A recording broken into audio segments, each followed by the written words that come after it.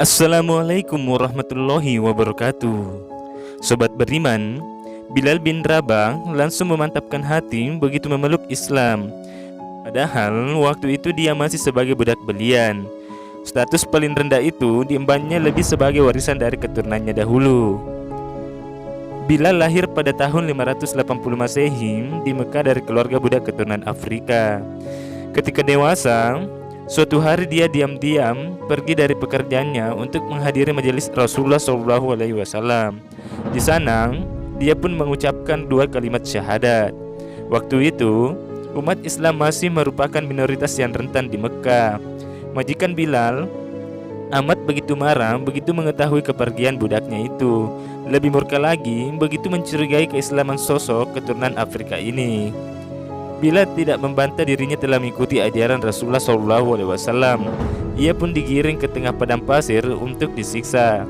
Si majikan tidak sendiri, melainkan menyertakan kawan-kawannya yang juga petinggi kaum musyrikin Mekah. Mereka hendak memaksa Bilal agar mengingkari Islam dan menyembah berhala-berhala.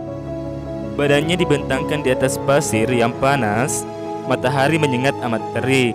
Sebuah batu besar menindih tubuhnya. Semua kaki dan tangannya diikat dan ditambatkan pada 4 tonggak. Orang-orang musyrik terus meneriakinya agar meninggalkan iman dan Islam. Beberapa algojo juga mencambuk kepala dan bagian tubuh Bilal yang tidak tertindih batu besar. Namun, Bilal tetap tabah menjalani penyiksaan itu. Dari mulutnya hanya terucap kata yang terus diulanginya, Ahad, Ahad, Ahad, yang artinya Allah Maha Esa, satu-satunya yang pantas disembah, bukan berhala-hala itu. Ketenangan Bilal justru menyurutkan keberanian orang-orang musyrik itu.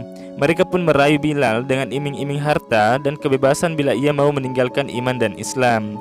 Bilal tidak gentar. Ia terus melafalkan perkataan tauhid. Bahkan tidak jarang senyum mengulas di bibirnya. Orang-orang Quraisy mungkin dapat menguasai raganya dan mengambil kebebasannya sebagai budak belian. Namun, dia tahu tidak ada yang lebih berharga daripada iman dalam dada. Akhirnya, sampai kabar tentang siksaan yang dialami Bilal bin Rabah kepada Rasulullah SAW dan para sahabat. Saat itu, Abu Bakar As-Siddiq langsung mendatangi tempat penyiksaan. Benar saja, batu besar masih menindih tubuh Bilal. Luka-luka meliputi tubuhnya yang semakin lemah tak berdaya. Segera Abu Bakar mendatangi majikan Bilal dengan niat untuk membeli kebebasan budak tersebut. Apakah kalian akan membunuhnya hanya karena ia mengucapkan ahad, meyakini bahwa Allah adalah Tuhan?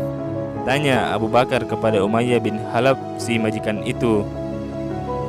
Tanpa ragu, Abu Bakar mengeluarkan uang yang jumlahnya melampaui harga kebebasan Bilal. Umayyah tidak melihat alasan untuk mempertahankan budak yang sudah disiksanya habis-habisan itu. Jelas bagi Umayyah dan gerombolan musyrikin itu, nyawa manusia tidak seberapa ketimbang harta. Mulai saat itu, Bilal menjadi seorang muslim yang merdeka.